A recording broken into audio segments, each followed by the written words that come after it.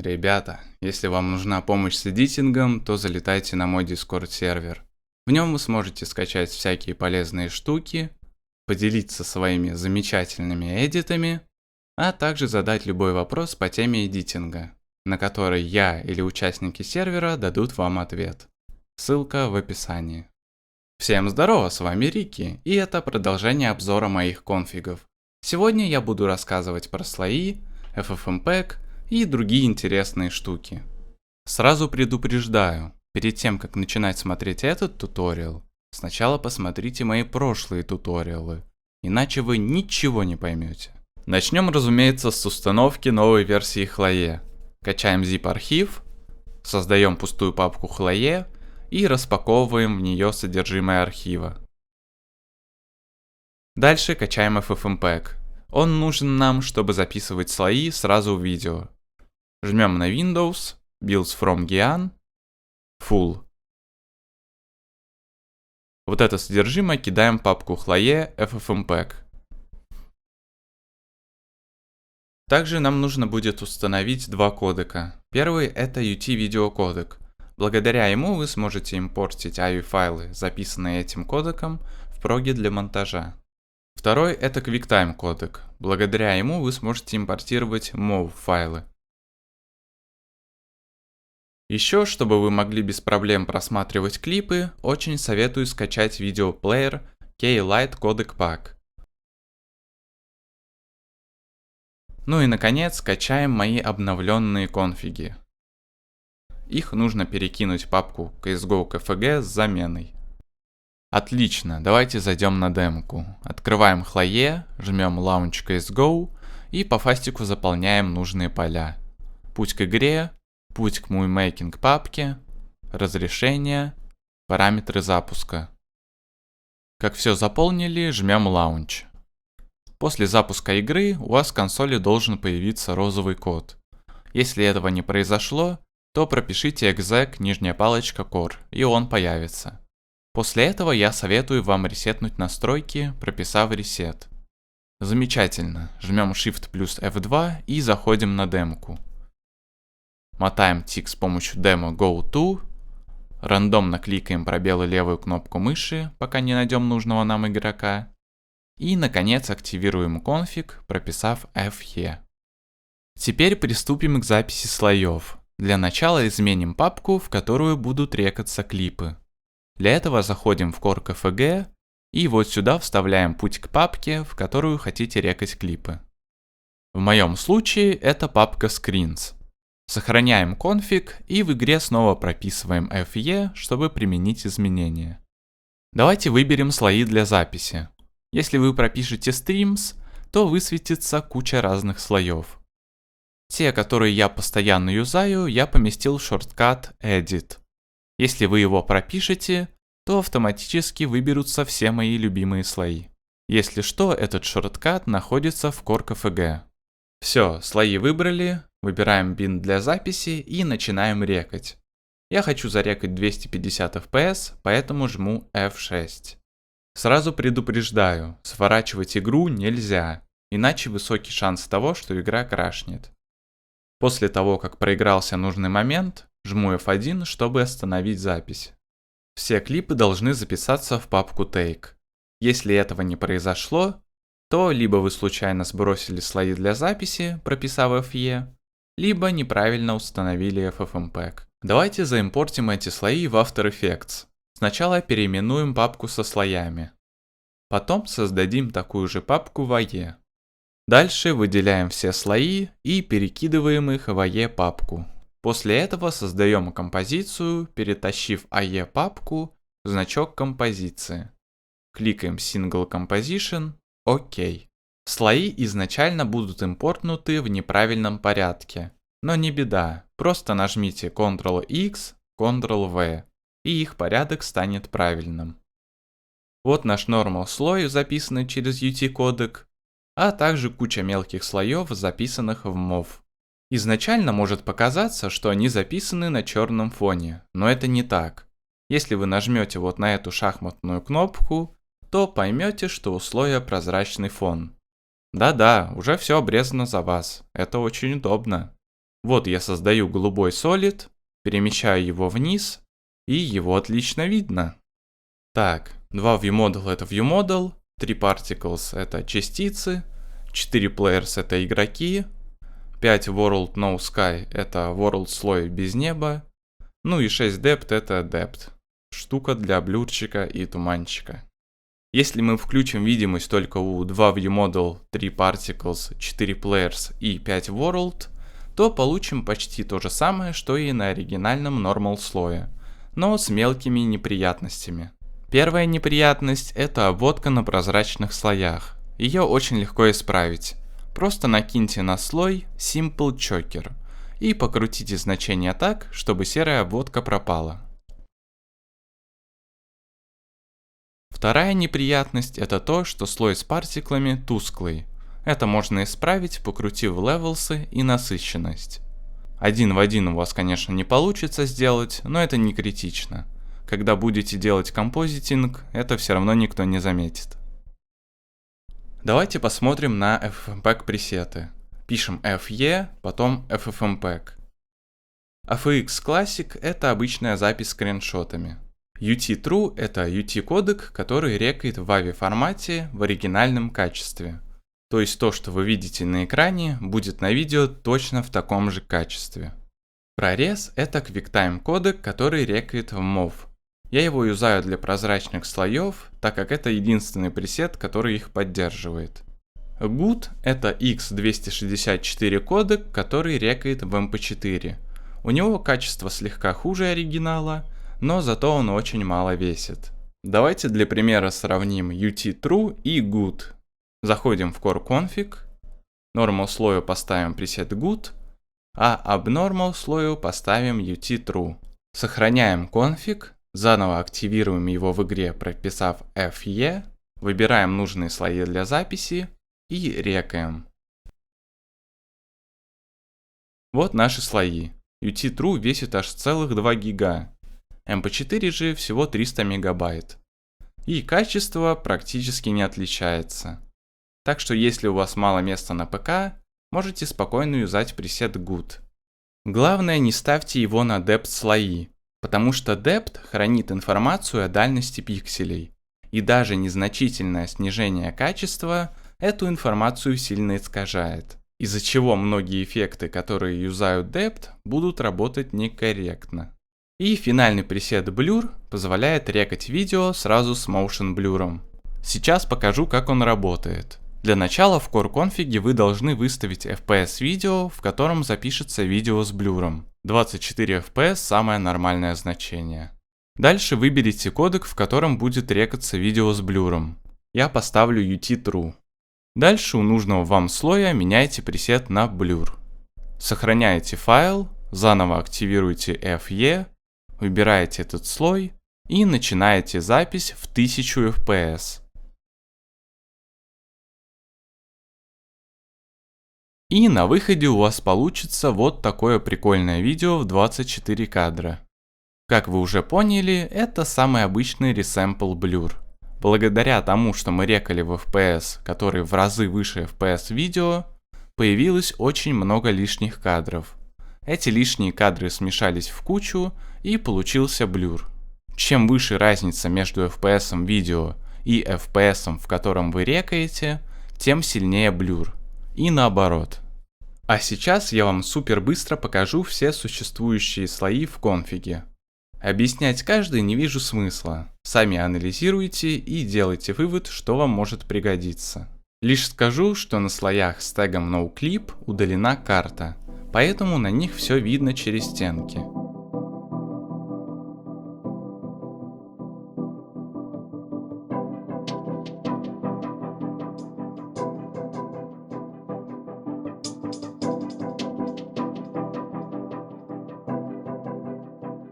Could you watch me die?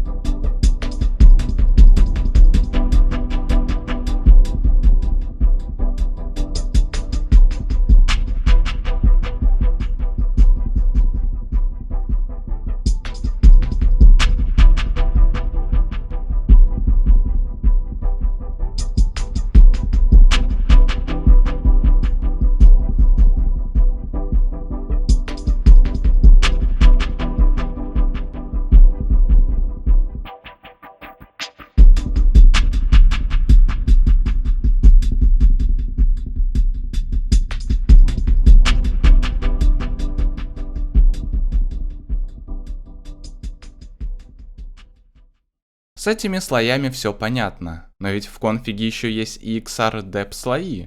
Что это такое? Если кратко, то это кристально чистый Depth слой. Давайте для сравнения зарекаем Normal слой, обычный Depth и EXR-Depth.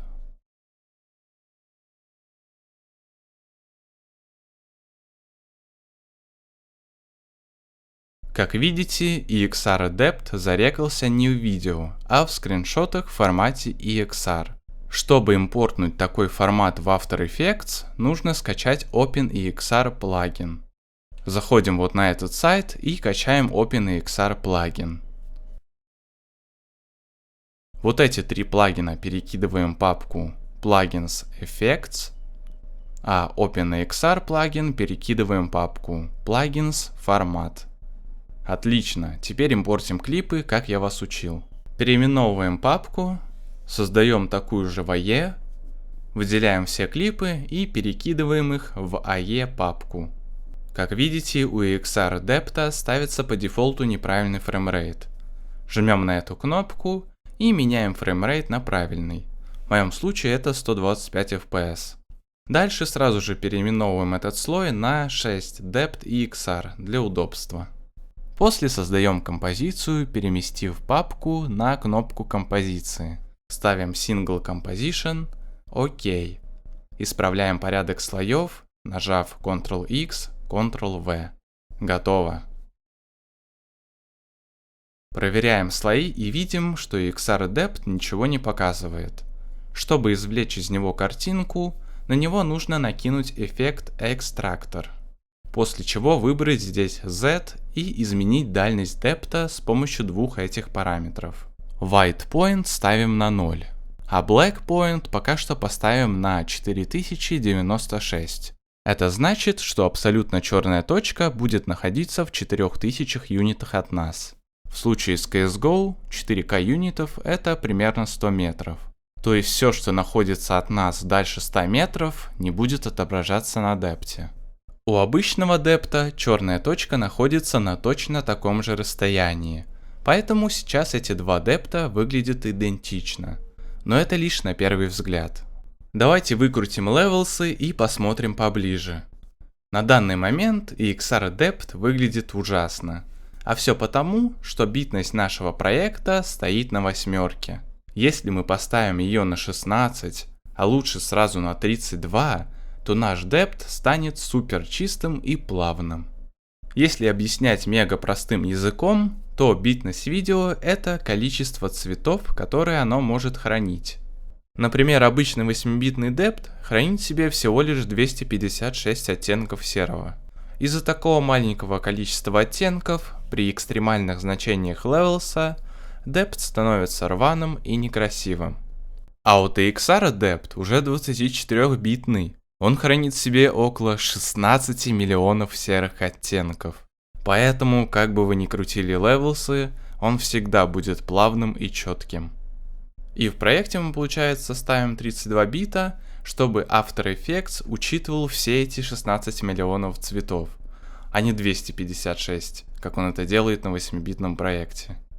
Так как EXR-Depth суперплавный, то на нем спокойно можно увеличить дальность черной точки до огромных значений. В своем конфиге для EXR-Depth я ограничил дальность черной точки до 25 тысяч. В теории вам этого должно хватить на любой карте. Например, на моем клипе Depth дотягивается аж до Эйфелевой башни. Давайте сделаем туман. Ставим режим наложения Screen, кидаем Invert и крутим левелсы. Чтобы исправить эту некрасивую черноту, в левелсах у этих параметров поставьте On. Они подрежут запредельные значения белого и черного цвета, и все пофиксится.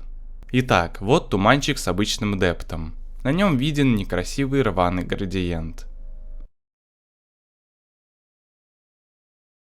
А вот на EXR-Depth все плавно и красиво. Как вы уже знаете, в After Effects нельзя импортнуть AVI файл, FPS которого выше 1000. Поэтому я немного схитрил и сделал alias, который рекает игру в 500 FPS, но при этом замедляет ее в несколько раз. В итоге мы сможем замедленное видео замедлить еще сильнее, что даст такой же эффект, как если бы мы замедлили обычное 2К FPS видео. Давайте покажу на примере. Выбираем нужные слои и начинаем запись, прописав 2000 FPS. Импортим слои в AE и перемещаем их в 30 FPS композицию. Как видите, видео уже по дефолту замедлено в 4 раза. С помощью моего Velocity скрипта высчитываем минимальную скорость, которую мы можем поставить, чтобы не было потери кадров. И вуаля, мы получили такое же сильное замедление, как могли бы получить на 2К FPS клипе. А сейчас я вам покажу новые команды для управления камерой. Если перемещать мышку, удерживая левую кнопку, то камера будет двигаться по горизонтальной плоскости. Если перемещать мышку, удерживая правую кнопку, то камера будет двигаться по вертикальной плоскости. Скролля колесико мыши можно изменять FOV. Скорость изменения FOV с помощью колеса можно поменять в Core конфиге. У этих команд, к примеру, ставите не 90, а 180, и тогда FOV будет меняться в 2 раза быстрее. Жмя на боковые кнопки мыши, можно изменять скорость передвижения камеры. Если вы перевернете камеру вверх ногами и нажмете на колесо мыши, то включится удобный режим для поворота мышки. То есть, если я буду двигать вправо, то камера визуально будет двигаться тоже вправо. И так далее. Чтобы отключить этот режим, снова нажмите на колесо мышки. Для демонстрации следующей команды создадим кривую. По дефолту нас телепортирует на кривую, только когда текущий тик превышает тик первой точки. И выбрасывает из кривой, когда текущий тик превышает тик последней точки. Но если мы включим вот эту команду, то наша камера будет залочена на первой точке. Как придет время, камера подвигается по кривой и залочится на последней точке. Очень удобно. Еще я добавил кучу пресетов для калькса, которые я юзал в своем эдите. Например, для дигла или револьвера я люблю юзать пресет Deagle Left. А вот для авика AWP Middle. Перейдем к более интересному, а именно к замене скинов и ножей на демках. Чтобы это сделать, для начала нужно скачать nskins. nskins DLL перекидываем в папку Counter-Strike. После этого перезаходим в игру, пишем FE и жмем Insert. Допустим, я хочу поменять скин на авике. Выбираю AWP и жму Enabled, чтобы включить замену скина. Дальше нужно ввести XUID игрока, который держит этот авик. Для этого выбираем нужного игрока. Заходим в камеру от первого лица и пишем C. Копируем появившийся XUID и вставляем его в это окошко. Осталось только выбрать скин. К сожалению, в nskins скины не отсортированы. И в одном окошке находятся скины сразу всех оружий в игре. Поэтому лучше зайти на CS Money и быстренько найти нужный вам скин. Вот, к примеру, мне нравится вот этот скин на авик. Он называется The Prince. Выбираю этот скин в nskins, отматываю демку и радуюсь крутому авику. С перчатками то же самое. Добавляем новую замену, выбираем Gloves, включаем Enabled, вводим XUID и на сайте ищем любые понравившиеся перчатки. Мне, к примеру, понравились вот эти желтые перчатки. Их тип Broken Fan и название скина Yellow Bandit. Отматываем демку назад и кайфуем. И, наконец, нож. Добавляем новую замену, выбираем Knife, Enabled, XUID, тип ножа и Skin. Отматываем демку. И, о нет, ничего не сработало. А раз ничего не сработало, это значит, что у игрока фейковый нож, который выдан через серверный плагин. Чтобы заменить такой нож, в окошко XUID нужно поставить 0. И теперь, если мы отмотаем демку, все будет работать. Хоть я и поставил скин с правильным названием, но он все равно забагался. Это произошло из-за того, что скинов с именем Lore несколько штук. из-за чего остается только гадать, какой именно нужно ставить. Если вы хотите отключить замену скинов, то просто снимите галочки с Enabled. А сейчас я вас научу заменять модельки игроков. Пишем FE, Models и переходим вот по этой ссылке. Здесь будет волшебная команда, в которой нам нужно будет указать модельку, которую мы хотим заменить, и модельку, на которую мы хотим заменить. Узнать имя модельки можно по картинке, которую сделала Denex. Так, ищем нашего террориста. Он называется Lead, и его вариация это буква E. Листаем вниз и находим путь к этой модельке. Вот она, Lead и вариация E. Вставляем этот путь вместо первого аргумента. Дальше выбираем модельку, на которую мы хотим заменить. Я, к примеру, хочу заменить на анархиста вариант А. Ищу путь к этой модельке. Вот он. Вставляю его вместо второго аргумента. Полученную команду вставляю в консоль и перезахожу на демку. И вот чудо, моделька действительно изменилась. К сожалению, ViewModel через эту команду изменить нельзя. Можно, конечно, запариться и заменить его через миги, но это тяжело. Легче уже самому зарекать свою демку с нужным агентом.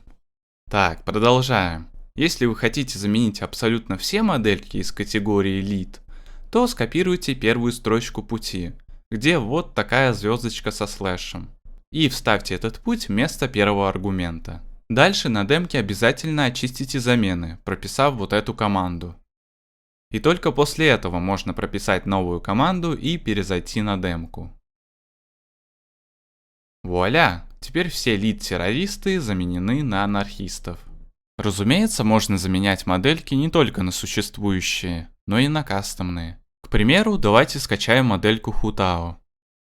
Открываем скачанный архив и перекидываем папки Models и Materials в папку CSGO. Потом заходим вглубь папки Models, ищем здесь .mdl файл и копируем к нему путь, начиная с папки Models. Вот таким образом.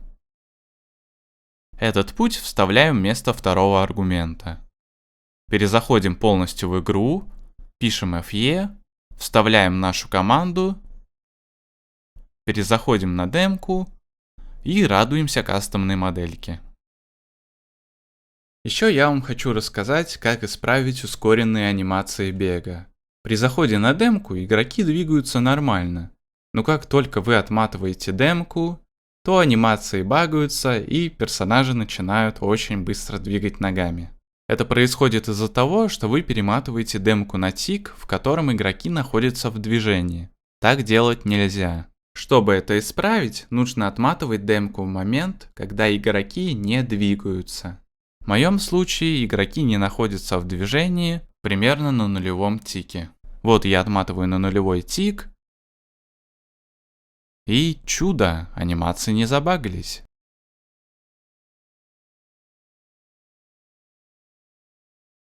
Ну и напоследок покажу вам пару прикольных команд. Пишем FE, MISC, и тут будут все команды. Первая это Rope Shake. Она включает тряску проводов. По дефолту провода не двигаются, но если мы пропишем Rope Shake 1 и перезайдем на демку, то они начнут трястись. Чтобы отключить эту команду, пропишите Rope Shake 0 и снова перезайдите на демку. Следующая команда отключает скины. Пишите Material Override 0 и скины убираются. Пишите Material Override 1, скины появляются. SV Gravity на демке изменить нельзя. Ragdoll Gravity изменяет гравитацию рэгдоллов. По дефолту стоит 600, но если поставить, к примеру, минус 100, то трупы начнут летать. Fizz Time Scale – это скорость падения трупов. 1 – это обычная скорость. 0,1 в 10 раз медленнее. Дальше идет команда, которую мне подсказала Opportunity. Tone Map Scale. Она позволяет увеличить яркость камеры. По дефолту стоит 0. Но если поставить, например, 10, то яркость камеры значительно увеличится. На самом деле это очень даже полезная команда, потому что если вы увеличите яркость на темной картинке в AE, то появятся артефакты. Но если вы это сделаете заранее в игре, то артефактов не будет. И последняя команда Matte Draw Gray 1. Она отключает текстурки. Эта команда очень баганная, поэтому не удивляйтесь, если у вас крашнет игра. С Chloe конфигами разобрались. Остались конфиги для записи фейк-демок. Вот я захожу в игру через Миги, и всплывает окно с предупреждением, которое не дает ничего нажать. Игнорим его. Открываем консоль. Если у вас не появился код, прописываем exec нижняя палочка core. Потом reset, чтобы ресетнуть настройки. И, наконец, fake, чтобы можно было рекать демки. Заходим на любую карту и сразу пишем disconnect. К счастью, после такого мува все гадкие предупреждения пропадают и можно кликать кнопки. Давайте, к примеру, зайдем вот на эту воркшоп-карту. После захода жму F1, чтобы активировать Fake FG и другие полезные бинды. Первое, что я добавил в конфиг, это имитацию cinematic камеры. Жмете N и у вас убирается HUD. С помощью стрелочек вверх-вниз можно менять WoW. Чтобы все сбросить, снова нажмите N.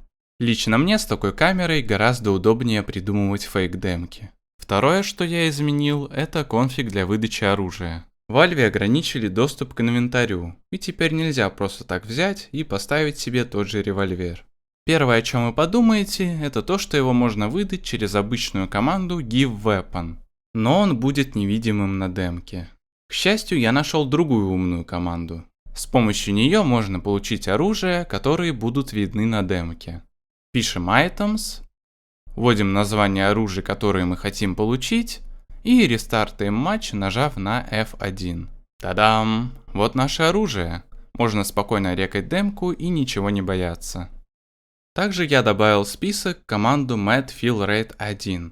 С помощью нее можно кидать флешки и при этом все равно все видеть. Полезная штука. И напоследок хочу вам рассказать про два полезных серверных плагина. Первый позволяет включить ВХ, а второй позволяет ставить чекпоинт и телепортироваться к нему из любой точки. Кликаем сюда, листаем в самый низ и качаем плагин для ВХ. Ссылка на сайт почему-то не грузит, но на такой случай я залил все плагины в отдельный архив.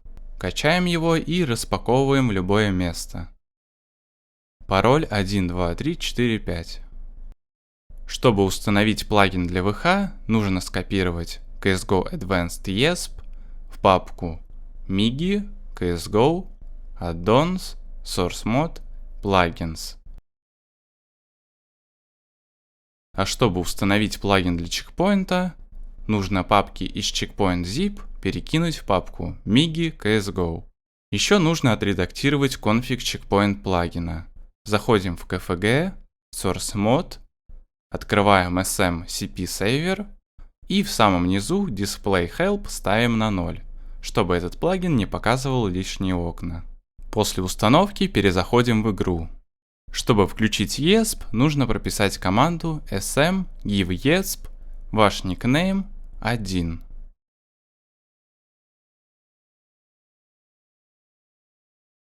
Чтобы отключить ВХ, пропишите то же самое, но в конце поставьте 0. Чтобы поставить чекпоинт, нажмите левую стрелку на клавиатуре.